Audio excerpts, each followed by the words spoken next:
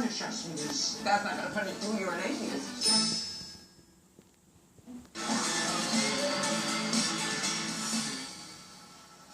Hillary Clinton will undoubtedly face a new line of questioning at tonight's debate here in St. Louis about her highly lucrative Wall Street speeches, parts of which were made public in hacked emails obtained by WikiLeaks. While running to the left against Bernie Sanders, she had said in these speeches that she favored, quote, open trade and open borders, a stunning contradiction with her public position. She also called Sanders' supporters a bucket of losers, and despite her tough on big banks rhetoric, Clinton said this in one speech: Wall Street insiders are what is needed to fix Wall Street.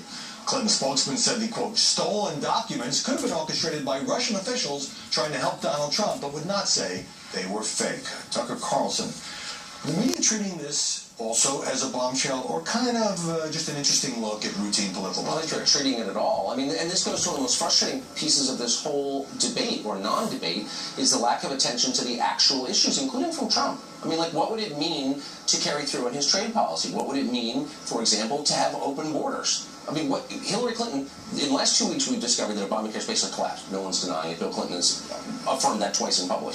Hillary Clinton is calling for extending Obamacare benefits to illegal immigrants in this country, over 10 million. What would that mean? The media's interest in these subjects? I haven't read a single story on that. That's a big deal story. Like, where are the write-ups? Julie Roginski, quote, open borders, that's a radioactive phrase, and it seems to contradict just about everything Clinton has said on trade and immigration. Look, I am not going to defend these speeches. I haven't defended them from day one. She was even contemplating running for president, which I think we all know she was. To go out there, as soon as she left Secretary of State, to go out there and start doing these speeches was completely incomprehensible to me. And to suck up to Wall Street. And to suck up to Wall Street and do all that's exactly right. She didn't need the money. She didn't need to suck up to Wall Street. She was going to get their support. She did not need the money, let me stress again. So I'm not defending that. Having said that, the difference here is it's sort of what you expect of politicians. It's not as salacious as the Trump tapes. And in her defense, not her defense, but in her luck, and it's really dumb luck in this case, this tape got leaked the same time as her WikiLeaks stuff got leaked. The news cycle will go up with Trump up until tonight's debate, and then starting tomorrow, the news cycle will pick up where the debate left off. This is getting lost in the news cycle. She has dodged a bullet on these speeches. And then you set up my question to Heidi Perspella, which is on any other day,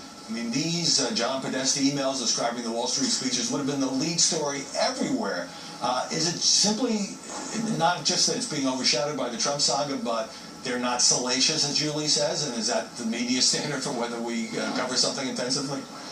I think they're plenty interesting enough. There is a lot in there. This has been some of the most sought-after information in this cycle about Hillary Clinton ever since the primaries, when Bernie was hammering her to release these speeches.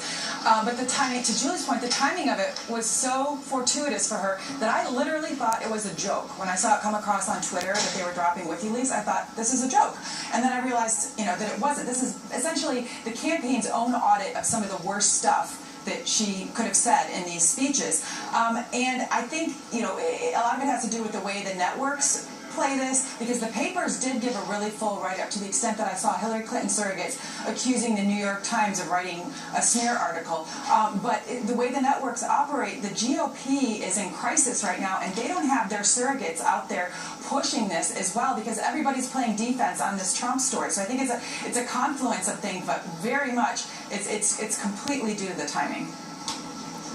Right, you don't have Democrats running away from Hillary Clinton over this story the way you do have many big-name Republicans, at least publicly, distancing themselves from Donald Trump. But Tucker, you could do separate stories just on Hillary Clinton saying only Wall Street insiders can fix Wall Street. This after all the outrage at the banks in the wake of the fiscal crisis. Or you could do 11 stories on how Billy Bush may be culpable for American sexism. I mean, the overkill on the Trump Access Hollywood story, I guess, left a shortage of journalists to write actual stories about actual policies. Look, and by the way, I don't think that the New York Times or any news organization ought to need prodding from partisans in order to cover a story. Yeah, it's either news or it's not. I mean, you make a completely fair point about the lack of surrogates, for sure.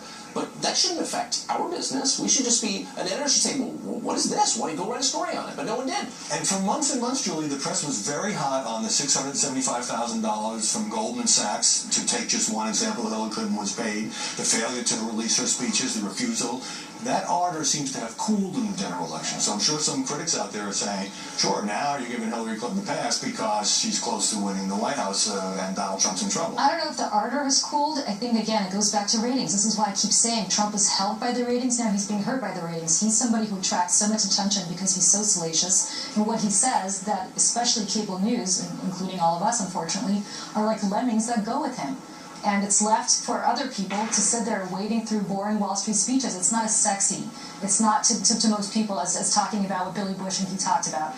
He lived by the sword. He's now dying by the sword to some extent. There's also the question of WikiLeaks and the role of Russian hackers that I think really troubles me, but of course we all now pounce on these stories. All right, Tucker Carlson, Heidi Presbella, we'll see you a bit later. Julie Roginski, thanks for joining us. Ahead, Martha McCallum on how the latest Trump and Clinton disclosures create new challenges for tonight's moderators, Anderson Cooper and Martha Raddatz. But first, the Hillary interview where the questions were scripted, I mean really scripted, in advance.